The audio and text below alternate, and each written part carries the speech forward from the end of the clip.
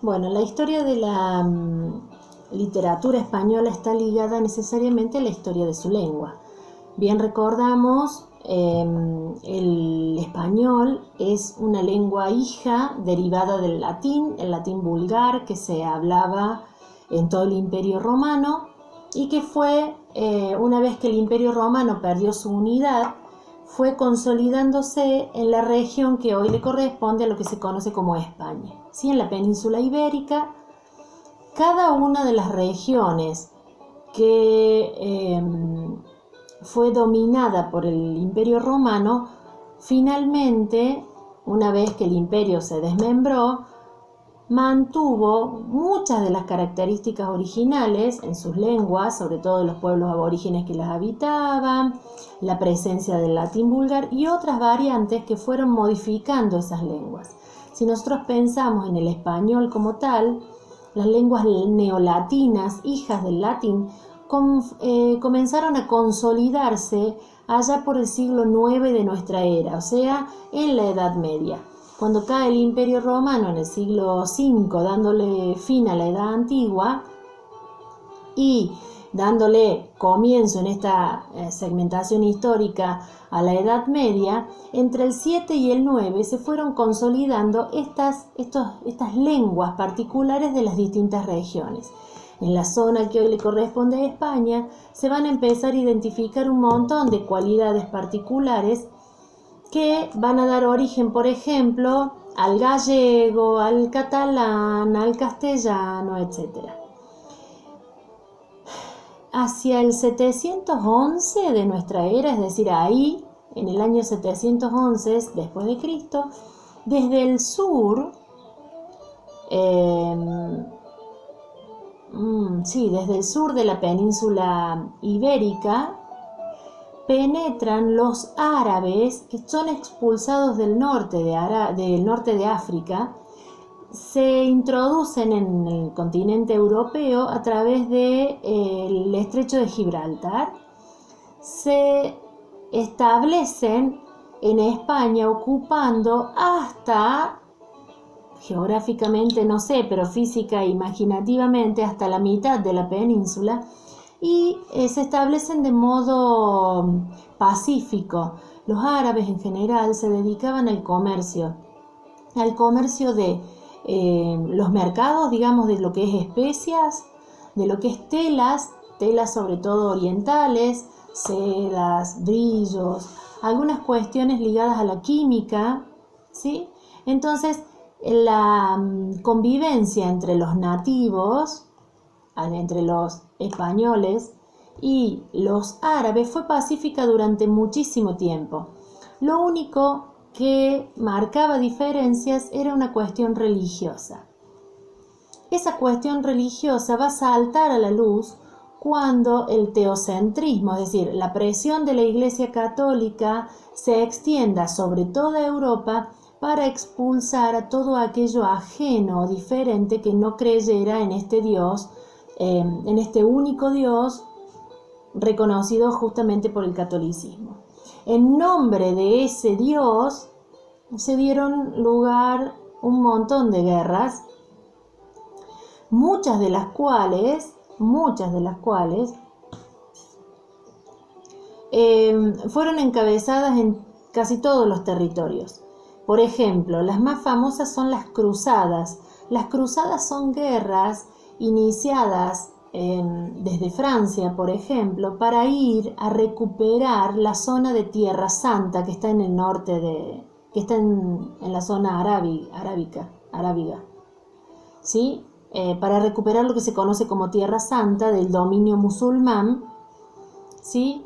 Entonces, esas guerras, por ejemplo, conocemos muchísimas historias, la de Juana de Arco, bueno, un montón ligadas exclusivamente a esa lucha por expulsar o destruir a los herejes y recuperar la tierra para Dios.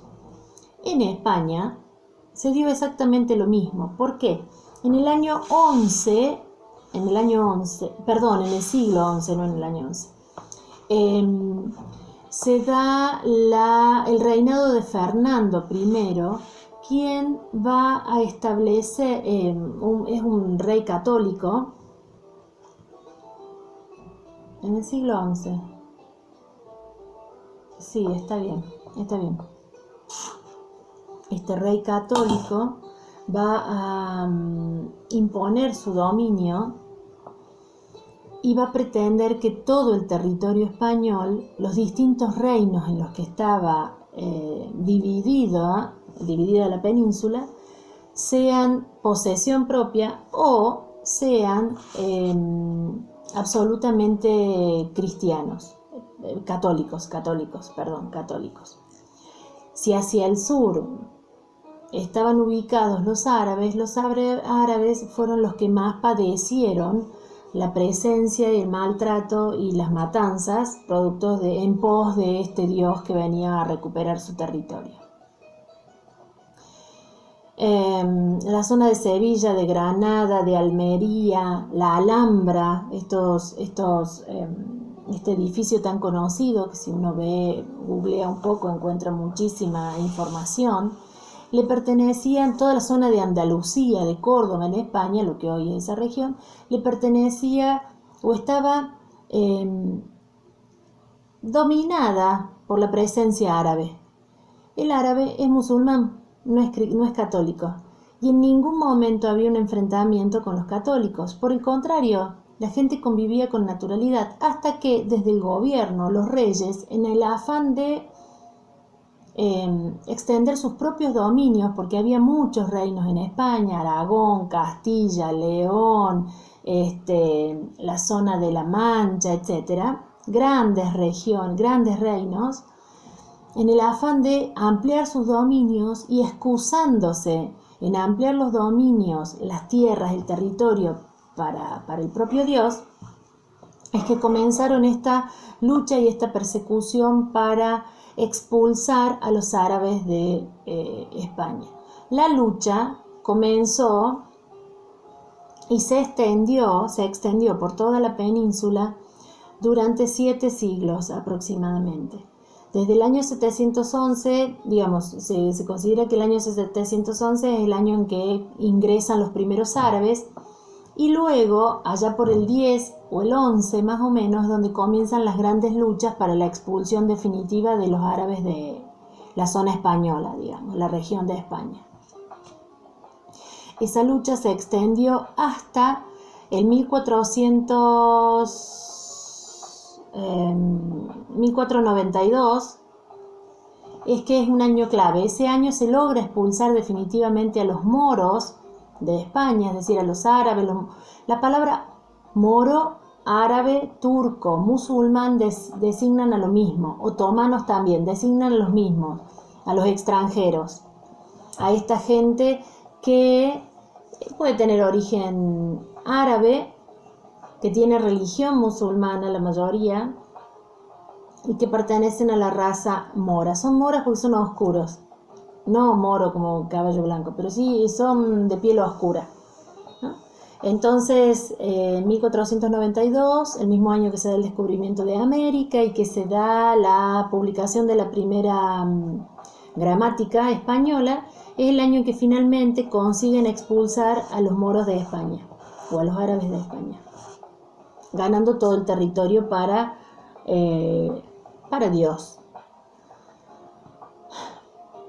En el marco de estas guerras en contra de los árabes, para la expulsión de los árabes, aparece un personaje histórico muy conocido que es Rodrigo Díaz de Vivar, o Ruy Díaz, que vivía en Vivar, personaje histórico que tuvo un fuerte compromiso con esa lucha. Fue un hombre muy querido aparentemente por su pueblo, por su región, y que se destacó porque tuvo un enfrentamiento con el rey en su momento y obtuvo el rechazo, cayó en desgracia a los ojos del rey y fue expulsado del reino. Ese elemento histórico se va a repetir después en lo que se conoce hoy como el Cantar de Mio Cid. Se denomina Poema del Cid o Cantar de Mio Cid porque es justamente un texto de tradición esencialmente oral que pertenece a lo que se conocen como cantares de juglaría. Durante la Edad Media existían dos grandes grupos. Los juglares, que iban de pueblo en pueblo contando las historias, las hazañas de héroes, eran como gente que viajaba libremente para entretener, para supervivir, entreteniendo en las distintas poblaciones a la gente que en su mayoría era analfabeta, era ignorante, y estas historias que llegaban en distintas versiones iban mejorando, ampliando, modificando la versión en función del público. El juglar se movía con un instrumento musical de un par de cuerdas nada más, a modo de una guitarra antigua. Bueno, tienen distintas denominaciones, nunca una lira, vamos a hacer la aclaración. Llegaba a un lugar y allí cantaba alguna proeza, contaba alguna historia y la gente, bueno, le pagaba como un entretenimiento ambulante. Por otro lado, existían los clérigos, es decir, las personas que pertenecían al mundo de la iglesia, que eran los únicos que tenían formación, que eran alfabetizados. Se dedicaban no solo a estudiar la palabra divina, sino sobre todo, muchos de ellos se dedicaban a copiar, eran copistas. La mayor actividad durante la Edad Media ligada a la educación está ligada con el copismo. Los grandes monasterios, que eran las principales fuentes del saber, guardaban en sus bibliotecas testimonios, obras antiguas que han pasado de lugar en lugar, o se prestaban entre los monasterios los textos existentes y se las copiaba para que quedaran justamente copias, versiones, en las distintas bibliotecas y esas obras no se perdieran. Los originales siempre volvían al dueño, al poseedor en alguno de los monasterios. Insisto, las bibliotecas eran la fuente, eran el centro del saber. Y estos copistas, insisto, todos clérigos, si no eran monjes, eran seminaristas que iban a llegar a tomar sus hábitos para convertirse en monjes, no así el concepto del sacerdote que hoy conocemos, pero bastante similar. Y esta gente se ocupaba de copiar esas versiones y guardarlas para mantener la memoria histórica de los pueblos a través de los libros que se ocultaban, se guardaban, se poseían en las bibliotecas. Estas dos cuestiones, lo de los alfabetizados y los analfabetos, dio origen a algo que se conoce como una tradición de mesteres. El mester es el trabajo, el menester, el trabajo del clérigo y el trabajo del juglar. El mester del juglar era contar estas historias que se sabía de memoria, que eran repetitivas, que tenían un montón de recursos mnemotécnicos, que iban pasando de boca en boca. Y por otro lado, en cambio, el clérigo tenía su mester de clerecía, que era la copia o la creación más artística, escrita porque eran alfabetizados. El poema de Mio Cid pertenece al grupo de los mesteres de juglaría, transmitidos oralmente y que en algún momento se elaboró un texto escrito que algún copista luego copió, valga la redundancia, y dejó el testimonio que llegó a nosotros. Se llama Poema del Cid o de Mio Cid porque Cid deriva de una palabra árabe que es Side o Sidi, que significa señor, amo. Mio Cid, mi señor, una fórmula antigua para denominar a alguien superior. Y Mio Cid recibía esa denominación de los seguidores que tenía entre ambos grupos, es decir, entre españoles y musulmanes, que lo seguían en su recorrido o en su lucha contra la decisión de un rey. Por eso es que se llama el poema de Mío Cid. Es la historia de Ruy o Rodrigo Díaz de Vivar. Ruy es otra forma de escritura del nombre Rodrigo Díaz de Vivar, porque vivía en la población de Vivar. Eso a modo general. Está dividido, es anónimo, se lo atribuye a ningún autor en particular, no tiene nombre ni apellido el escrito en su códice original. Perdón, tengo que acomodar los apuntes. El texto, el códice que les cuento, que está allí para que lo exploren en el aula virtual, se conoce como el Códice de Vivar, que fue encontrado en Vivar, o quizá escrito en Vivar. Se cree que es el cantar de gesta más antiguo en lengua española, en español antiguo. Lo interesante del español antiguo es que no mantiene ningún tipo de relación precisa con la escritura. Por ejemplo, comienza diciendo envió con N y B larga, envió el rey don Alfonso a Ruy Díaz Mío Cid por las parias que le habían a dar los reyes de Córdoba y de Sevilla cada año. Al-Mutamiz, rey de Sevilla, y Al-Mudafar, rey de Granada, eran a aquella sazón muy enemigos y queríanse mal de muerte. ¿Sí? Eso está en español antiguo y tiene, por ejemplo, letras antiguas como la C cedilla. ¿Vieron que en portugués hay una C con una colita que suena como Z cuando se pronuncia? Bueno, esa se llama C cedilla. Ese sonido, el de la Z, es uno de los rasgos del castellano antiguo. Tenía esa Z o esa C cedilla, ese sonido. Después se pierde. Se lo elimina del alfabeto, perdón, del abecedario español. Y además de eso tiene un modo de construir las oraciones bastante rebuscado, bastante complejo.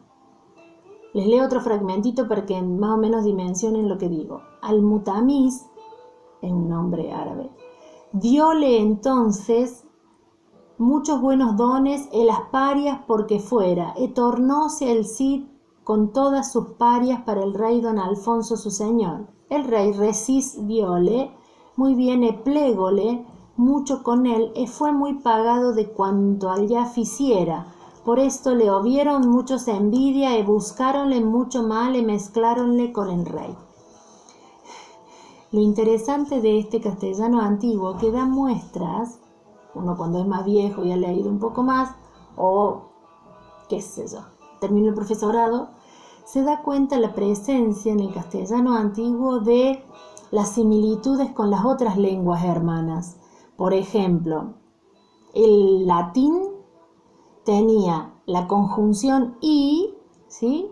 Blanco y negro, se escribe et, et.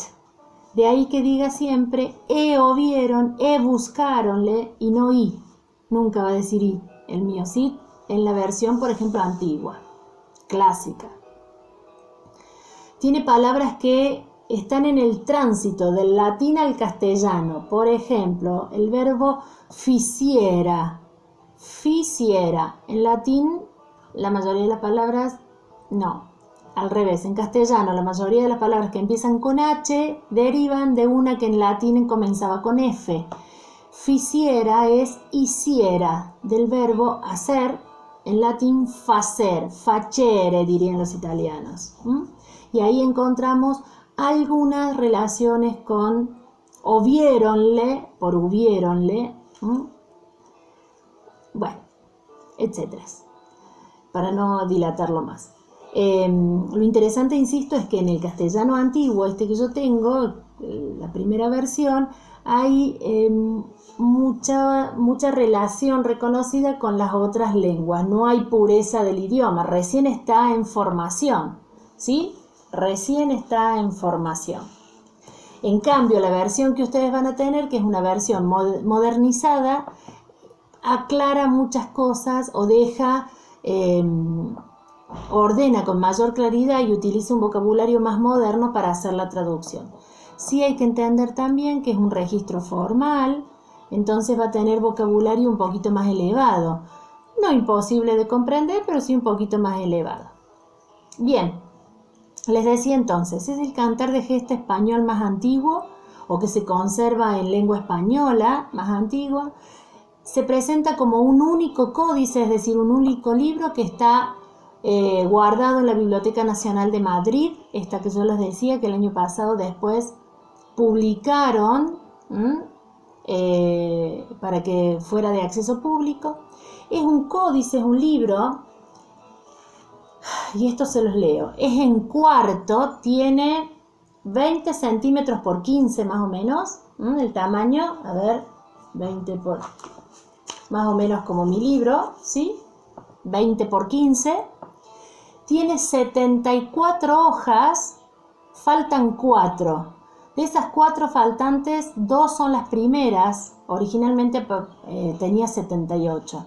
Las primeras que faltan son las que faltaría lo que sería la introducción del cantar, que está a través de un gran estudioso que fue don Ramón Menéndez Pidal, un español absolutamente sabedor, conocedor, experto en la literatura antigua y en literatura española en general. Él reconstruyó esas primeras hojas a partir de otros códices, de otros textitos, romances, otros autores que había para poder completar este comienzo. Lo primero que nosotros leemos cuando abrimos el Mio Cid, eso que yo empecé, que está escrito en prosa, 1 o 2 hojitas escritas en prosa antes de que comience el que dice número 1. Bueno, estas primeras hojitas son las que reconstruyó Ramón Menéndez Pidal para darle comienzo al poema de Mio Cid, ¿sí?